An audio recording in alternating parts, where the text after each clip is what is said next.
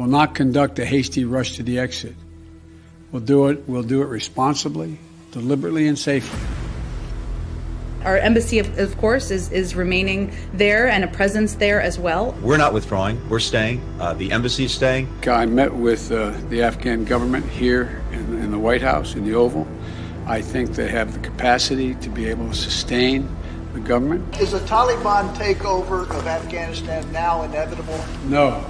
No particular outcome, in our view, is inevitable. But there's no intention right now to close the embassy or to close all the diplomatic presence. The situation in Kabul is calm right now. The Afghan government will likely collapse. That is not true. They clearly have the capacity to sustain the government. We are not going to walk away and not sustain their ability to maintain that force. If there is a significant deterioration, I don't think it's going to be something that happens from a Friday to a Monday.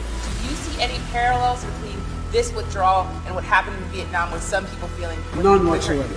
There's going to be no circumstance where you see people being lifted off the roof of a embassy of the United States from Afghanistan. The likelihood there's going to be the Taliban overrunning everything and owning the whole country is highly unlikely.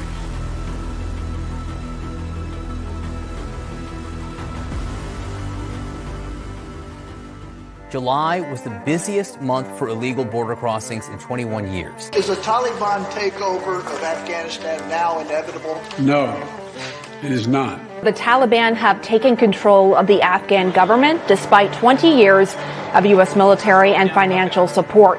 The latest numbers prove prices are going up on just about everything right now. Joe Biden is going to be the face of the failure of the withdrawal.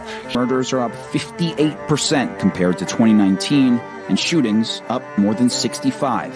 Unprecedented crisis. That is what the Secretary of Homeland Security just called it. President Biden's immigration plans being derailed by conflicting messages and the reality on the ground at the southern border. Higher prices are likely here to stay. 7,000 COVID-positive migrants into the city since February, 1,500 of them just this week alone.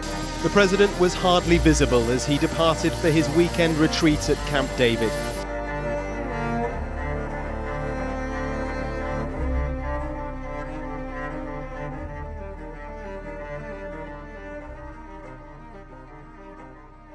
Do you see any parallels between this withdrawal and what happened in Vietnam, with some people feeling... None whatsoever. Zero. There's going to be no circumstance where you see people being lifted off the roof of a embassy of the United States from Afghanistan.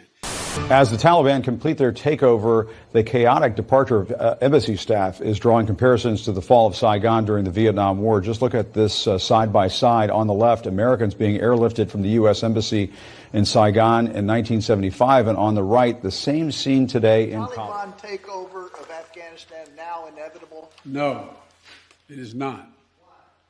Because you have the Afghan troops have 300,000 well equipped as any army in the world, and an air force against something like 75,000 Taliban.